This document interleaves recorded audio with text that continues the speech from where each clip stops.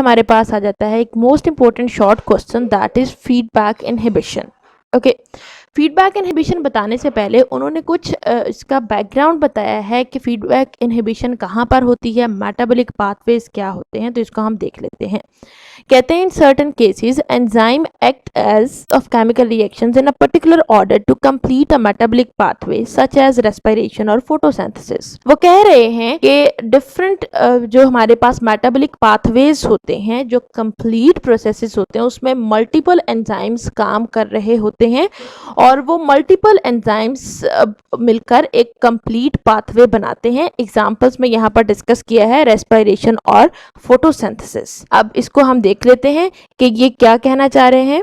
तो अगर आप यहाँ पर देखें तो ये पूरा मैंने यहाँ पर एक ओवरव्यू दिया है रेस्पिरेशन का। रेस्पिरेशन में बेसिक 3 प्रोसीजर्स या 3 सीरीज होती हैं, जिसमें फर्स्ट आ जाती है ग्लाइकोलिसिस, सेकंड साइकिल आ जाता है क्रेब्स साइकिल और थर्ड आ जाता है इलेक्ट्रॉन ट्रांसपोर्ट चेन। इनमें से इन तीनों सीरीज में से हर सीरीज मल्टीपल स्टेप्स पर मुश्तमिल होती है, इसलिए हम सारे नहीं यहाँ पर देख सकते, सिर्फ ग्लाइकोलिसिस का मैंने यहाँ पर डिटेल आपको दिखाई है।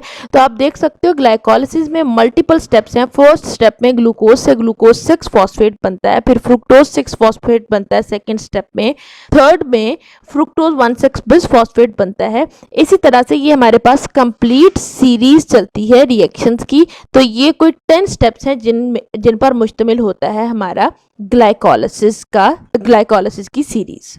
ठीक है, ओके। अब क्या कह रहे हैं, the successive enzymes containing these reactions are normally present together in a precise order of reaction such that substrate molecules can be literally handed on from one enzyme to another forming enzyme to enzyme chain. अब इसमें उन्होंने कहा कि जो enzymes होते हैं वो एक खास ऑर्डर में, खास तरतीब में पड़े हुए होते हैं और इस तरह होता है कि एक एंजाइम रिएक्शन करके अपने प्रोडक्ट को दूसरे एंजाइम को दे देता है, तो वो प्रोडक्ट दूसरे एंजाइम के लिए सबस्ट्रेट के तौर पर काम करता है और फिर दूसरा एंजाइम उसकी आगे दोबारा से प्रोडक्ट बनाता है और उस प्रोडक्ट को आगे तीसरे एंजाइम को हैंड ओवर कर देता है। तो इस तरह से हर एंजाइम अपना काम करता है और अपनी प्रोडक्ट को अगले एंजाइम को हैंड ओवर करता जाता है और इस तरह से हमारे पास ये कंप्लीट चेन बन जाती है। जैसे अगर आप यहाँ पर जनरली देखो तो ये एक हमारे पास सबस्ट्रेट है A, जिस पर कोई एंजाइम 1 काम कर रहा है और उसको प्रोडक्ट B में कन्वर्ट कर रहा है और कन्वर्ट करने के बाद वो इस प्रोडक्ट B को आगे ट्रांसफर कर देता है एंजाइम 2 को। आप देख सकते हो ये प्रोडक्ट B एंजाइम 2 के लिए सबस्ट्रेट के तौर पर काम कर रहा है। एंजाइम 2 इसको आगे दोबारा से कैटालाइज करेगा और इससे आगे प्रोडक्ट बना देगा C।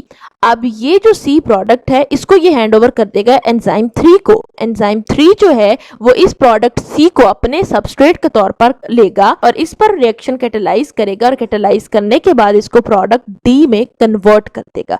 इसी तरह से D को हैंड ओवर कर दिया जाएगा एंजाइम 4 के और एंजाइम 4 इसको फिर से प्रोडक्ट E में कन्वर्ट कर देगा। ये हमारे पास क्या है, फाइनल प्रोडक्ट है। In this way the products from one step in the pathway are transferred to the enzyme catalysing the next step. इसमें उन्होंने कहा कि फर्स्ट स्टेप की जो प्रोडक्ट्स होती हैं उसको अगले स्टेप के एंजाइम को ट्रांसफर कर दिया जाता है। हर दफा यही सीन होता है। अगर हम इसी चीज को ग्लाइकोलिसिस में देखें तो आप देख सकते हो फर्स्ट स्टेप में ये जो रेड कलर में आपको नजर आ रहे हैं ये सारे के सारे क्या है, एंजाइम्स हैं, और ये जो ब्लैक कलर में आपको नजर आ रहे हैं ये सबस्ट्रेट्स और प्रोडक्ट्स हैं। तो हमारे पास सबस्ट्रेट था ग्लूकोज, जिसको एंजाइम हेक्सोकाइनेज ने कन्वर्ट कर दिया ग्लूकोज 6 फॉस्फेट में। अब हेक्सोकाइनेज का ये क्या बन गया है, प्रोडक्ट बन गया है, लेकिन आगे इसने इस प्रोडक्ट को हैंड ओवर कर दिया एक दूसरे एंजाइम के पास। उस एंजाइम का नाम क्या है, फॉस्फोग्लूकोज आइसोमरेज।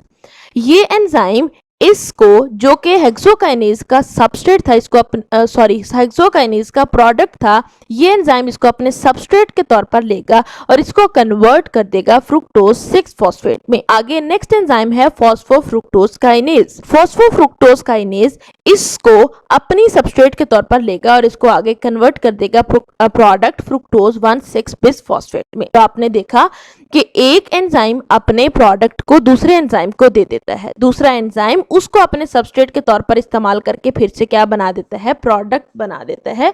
तो इस तरह से ये हमारे पास सीरीज चलती रहती है एंजाइम्स के रिएक्शंस की, ठीक है। उसके बाद फीडबैक इनहिबिशन, ये तो अभी हमने सारा एक पीछे बैकग्राउंड देखा कि कैसे पाथवेज बनते हैं, मेटाबॉलिक पाथवेज किस तरह से बनते हैं, उसमें मल्टीपल जो एंजाइम्स होते हैं वो किस तरह से काम कर रहे होते हैं। अब आगे हम देखते हैं कि फीडबैक इनहिबिशन क्या होती है। ओके, सो फीडबैक इनहिबिशन को आप डिफाइन किस तरह से करोगे? Feedback inhibition occurs when the biochemical product of a pathway blocks an enzyme in the beginning of the pathway. अब यहाँ पर अगर आप ये पाथवे देखो तो ये हमारे पास यहाँ से जो मेटाबॉलिक पाथवे था वो स्टार्ट हो रहा था। This is beginning of metabolic pathway. आगे ये मल्टीपल एंजाइम्स हैं, एंजाइम 1, 2, 3 और 4, जो कि इनको फाइनली एक प्रोडक्ट में कन्वर्ट कर रहा है, ठीक है।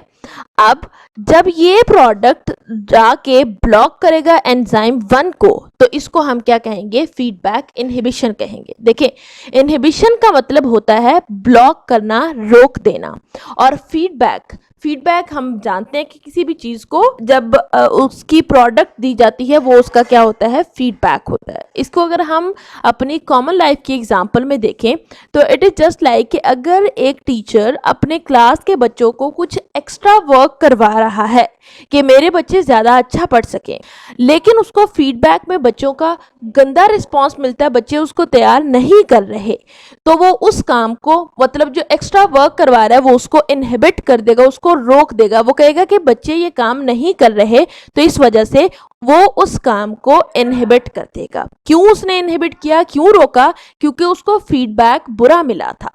तो फीडबैक की वजह से जब किसी भी काम को रोका जाता है तो उसको हम क्या कहते हैं? फीडबैक इनहिबिशन कहते हैं, ठीक है। इसी तरह से यहाँ पर अक्सर ये होता है कि जब ये प्रोडक्ट, इसकी कंसंट्रेशन बहुत ज्यादा हाई हो जाती है तो उस वक्त ये प्रोडक्ट फिर पीछे सिग्नल दे देती है एंजाइम 1 को और उसको इनहिबिट कर देती है, उसको रोक देती है। So this whole process, this whole mechanism is called feedback inhibition.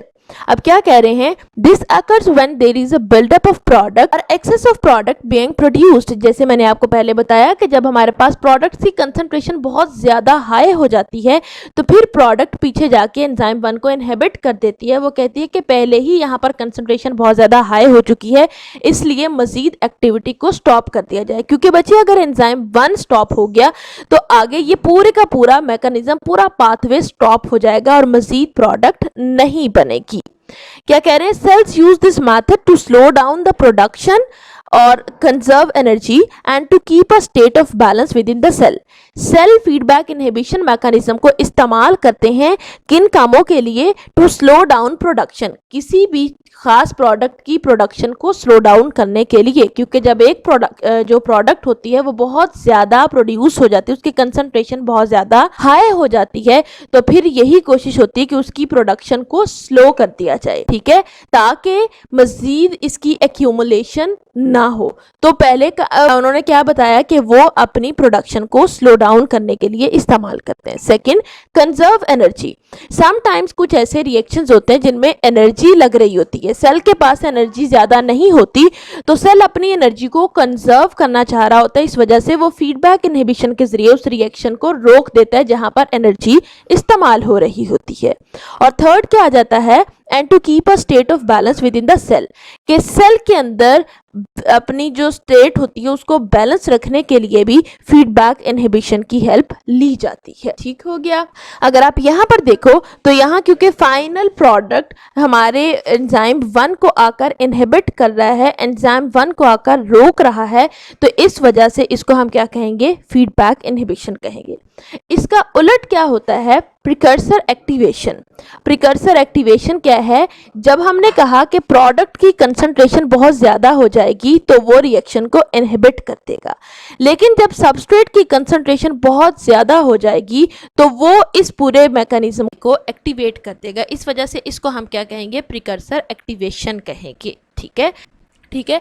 तो इम्पोर्टेंट शॉर्ट क्वेश्चन है फीडबैक इनहिबिशन, आप उसको आंसर भी लिखोगे जो मैंने आपको डेफिनेशन बताई है, प्लस आप उसकी डायग्राम भी ज़रूर ड्रॉ करोगे। उसके अलावा आपसे पूछा जा सकता है कि व्हाट इज मेटाबॉलिक पाथवे और how a metabolic pathway is formed, या फिर how enzymes are arranged in a metabolic pathway. तो फिर आप उसके अंदर ये पूरा लिखोगे और ये मेटाबॉलिक पाथवे भी बना के दिखाओगे।